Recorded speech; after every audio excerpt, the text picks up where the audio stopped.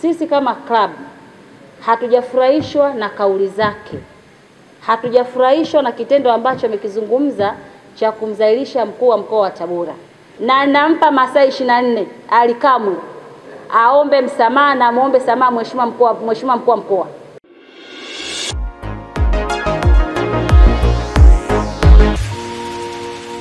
Nafikiri jana waandishi tukiwa sisi ambao mlikuwa kwenye ule mkutano kule ambao walifanya Young Africans, kuna kauli ambayo mkuu wa idara ya habari na mawasiliano wa Young Africans Ali Kamwe alizungumza kuhusiana na mheshimiwa mkuu wa mkoa Paul Chacha Matiku ambaye ni mlezi wa timu ya Tabora United. Lakini pia sio tu kuzungumza, lakini alizungumza kauli ambazo hazikuwa na afya katika mpira wetu wa Tanzania. Kitu ambacho labda watu hawakifahamu ni kwamba Paul Chacha Matiku, mkuu wa mkoa wa Tabora, ni mlezi wa timu ya Tabora United. Sasa leo hii anapokuja msemaji ambaye ni level ya chini sana, mkuu wa mkoa ni status kubwa. Sawa, tunapozungumzia mkuu wa mkoa ni status kubwa. Yule ni mteule wa Mheshimiwa Rais Samia Suluhu Hassan. Na yule tunaweza tukasema kwamba ni mwakilishi wa rais katika mkoa wa Tabora. Na hata hao mashabiki ambao walikuwa wanazungumza nao ni mashabiki wa Yanga lakini wanaishi Tabora. Mheshimiwa mkuu wa mkoa Paul Chacha Matiku ndio mwenyekiti wa kamati ya ulinzi na usalama ya mkoa wa Tabora. Ambapo hao mashabiki wa Yanga ambao walikuwa jana pale wakizungumza zile sentensi kupitia kwa mkuu wa idara ya habari na mawasiliano, ni mkuu yani ni sehemu ambayo wao wanaishi katika mkoa wake. Kwa hiyo niseme tu kitu kimoja, sisi kama club hatujafurahishwa na kauli zake. Hatujafurahishwa na kitendo ambacho amekizungumza cha kumdhalilisha mkuu wa mkoa wa Tabora. Ishu ya mkuu wa mkoa wa Tabora kutoa bonus, hiyo ni business as usual. Na hajatoa bonus kwa mechi ya Yanga. Mechi ya Simba alizungumza kabisa akasema Tabora mkimfunga Simba natoa milioni 50. Lakini hatukumuona afisa habari wa Simba akienda kumshambulia mheshimiwa mkuu wa mkoa kwa kauli ambazo alizungumza. Hatukuona hicho kitu. Lakini ni ajabu kwa mkuu wa idara ya habari wa Yanga kwenda kumshambulia mkuu wa mkoa wa Tabora kwa sababu tu amezungumza kauli ambayo imekwenda kutoa hamasa kwa wachezaji. Kwa hiyo mimi ambacho nataka kuzungumza kwa niaba ya klabu, cha kwanza tumesikitishwa na hatujafurahishwa na kauli ambazo amezungumza, kwa sababu yeye kwa level aliyokuwa nayo Ali hana level ya kuzungumza maneno machafu kwa mkuu wa mkoa, hana. Na sidhani kama Yanga inaajiri watu kwa ajili ya kwenda kutukana wakuu wa mikoa. Na sidhani kama Ali Kamwe ameajiriwa na Yanga ili akija kwenye mechi ya Tabora aje amtukane Paul Chacha Matiku. Sidhani kama Yanga walimwajiri kwa kazi hiyo. Yanga wamemwajiri kazi ile, ninaamini maafisa habari tunaajiriwa kwenye hizi idara kwa ajili ya kuhamasisha na kutoa taarifa. Mimi sikumbuki kama kuna siku ambayo niliwahi nikasimama kwenye vyombo vya habari nikazungumza kitu chochote labda cha kumharas au cha kumtukana au cha kuzungumza kauli ambazo sio nzuri kwa rais wa Yanga na maanisha Engineer Harris au fadhili wa Yanga kwa maana ya JSM, sidhani, au kwa makamu wa rais wa Yanga kwa maana ya Arafat, au kwa kiongozi yote ule wa Yanga ambaye ni kiongozi mkubwa katika timu ya Yanga. Sijawahi. Lakini level ya Ali Kamwe sio level ya kwenda kuzungumza maneno ambayo amezungumza jana. Kwa hiyo sisi kama club, cha kwanza tunaiomba mamlaka husika za mpira wa miguu kwa maana ya TFF pamoja na bodi ya ligi kuchukulia hatua jambo hili, kwa sababu hii sasa imekuwa kama ni tabia. Bodi ya ligi wanaposema kwamba media officers tufanye kazi kwa ajili ya kuhamasisha mechi, hawajawahi kuambia kwamba maafisa habari wafanye kazi kwa ajili ya kutukana viongozi. Wao umekuja Tabora, umekuja kucheza mechi, fanya kile ambacho kimekuleta, hamasisha unavyoweza, lakini sio katika legacy ya kwenda kuzungumza kitu ambacho unajua kabisa kwamba yule ni mtu ambaye ana familia yake, yule ni mteule wa mheshimiwa rais, wananchi wa mkoa wa Tabora wote wanamwangalia yeye, wanamsikiliza yeye. Kwa hiyo wewe unapokwenda kuzungumza maneno ya kumtukana na kumharasi na kumdhalilisha, tafsiri yake ni kwamba unadhalilisha ile nafasi.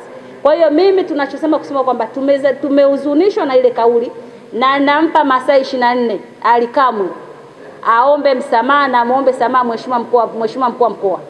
Yaani nampa masaa 24 amuombe msamaha Paul Chacha Matiku. Tofauti na hapo, hatuna sentensi nyingine ambayo tutakwenda kuzungumza, kwa sababu sisi hatujawahi kuwaharasi wala kuwazungumza chochote vibaya viongozi wao.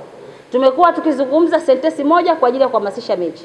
Mechi hii tangia imeanza tulikuwa tunazungumza sentensi za kuhamasisha mechi, lakini hakuna mahali ambapo nilisimama nikazungumza tofauti na kitu ambacho cha kwenda yani cha kwenda kuwavunjia heshima viongozi wake ambao yeye wamemwajiri pale.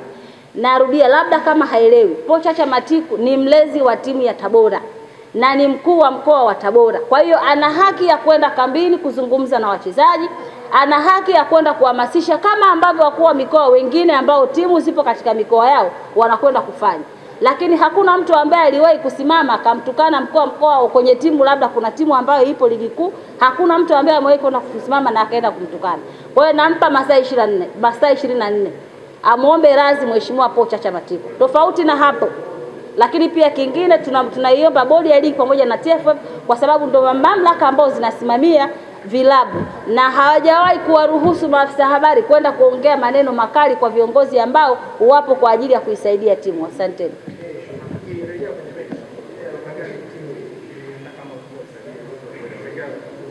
Kuelekea katika mchezo wa kesho, naweza nikasema kwamba mpaka sasa hivi maandalizi yamekamilika kwa 90%. Zimebaki 10% ambazo ni za kwenda uwanjani kesho kwa wachezaji ili tuweze kwenda kupambana kutafuta alama 3. Na kitu ambacho napenda kuambia kwamba tunajua Yanga wana mchecheto. Yaani na ndio maana mpaka inafikia hatua watu wanaanza kuzungumza maneno makali. Kuzungumza maneno makali hakukusaidii wewe kushinda mechi ya kesho. Yaani kuzungumza maneno makali wewe hakukusaidii kwa aina yoyote ile. Unachotakiwa wewe nenda uwanjani mkacheze mpira. Sisi tumejiandaa kwenye hii mechi kama ambavyo tulivyojiandaa katika mechi iliyopita. Na sisi swala la Tabora kwenda kumfunga Yanga kesho sio story. Yaani story kubwa ambayo itakuwa ni Yanga kufungwa na Tabora, lakini sio Tabora kumfunga Yanga. Kwa sababu sisi kwetu tumeshakuwa ni kitu cha kawaida. Mechi ya kwanza tulimfunga Young Africans tukiwa nyumbani kwao katika uwanja wa Chamazi na tukamfunga magoli mengi tu, magoli 3-1. Kwa hiyo sisi kesho tunakwenda kutafuta heshima au kwenda kuendeleza heshima katika mkoa wetu, lakini pia kuendeleza heshima kwa mashabiki zetu. Mashabiki zetu tulivyomaliza mechi wamekuwa wakitoa ushirikiano kila siku, na kila mtu alikuwa anatamani kuona mechi yetu ya dhidi ya Yanga tunakwenda kucheza katika uwanja wa Hassan Mwinyi baada ya uwanja wetu kufungiwa. Na ndivyo ambavyo sisi management ambao tulipambana tukasema kabisa kwamba ni lazima tuhakikishe mchezo huu unakwenda kuchezwa katika uwanja wetu wa Hassan Mwinyi, na ndivyo ambavyo tumevifanya. Kwa hiyo niwaambie mashabiki zetu na Watanzania wote kwamba jukumu letu sisi ni moja tu, watu wasiwe na wasiwasi. Kesho twendeni uwanjani, tukateni ticket na tukate ticket original. Kuna ticket fake zimekuwa zikitolewa. Nafikiri hata jana nimezungumza na leo nazidi kuzungumza tena. Jamani, hatutomvumilia mtu ambaye atakuja uwanjani ana tiketi feki. Tumetangaza vituo 4 vya kukatia tiketi. Mango pale ambapo kituo kipo pale stand, tumetangaza kituo cha Nana Decoration, Rama Paiponti pale Waziri, lakini pia na kituo kingine ni Big Brother karibu na uwanjani. Hivyo ndio vituo ambavyo vinaweza kukata tiketi. Usiokata tiketi kwa mtu asiyekwambia kwamba bwana nichukua hela hii hapa nipe tiketi, unakuwa umepigwa. Labda nitumie hiyo sentence ya mtaani ya mtaani kwamba utakuwa umepigwa. Na sisi hatutomvumilia mtu. Wewe ukija na tiketi yako tukiingiza kwenye system ikishindwa kusoma, even umelipa, hatutakuruhusu uingie uwanjani. Na sio tu kuingia uwanjani, wakati wenzako wanaangalia mpira, sisi tutashughulika na wewe. Yaani wakati tunafanya mahojiano na wewe, hiyo tiketi umetoa wapi, kakuuzia nani, utusaidie kutupa ushirikiano. Sisi wenzako wakati huo mechi wanafanya nini? Mechi wanaangalia. Kwa hiyo tununueni tiketi, na tiketi tumeweza kuuza tangia juzi.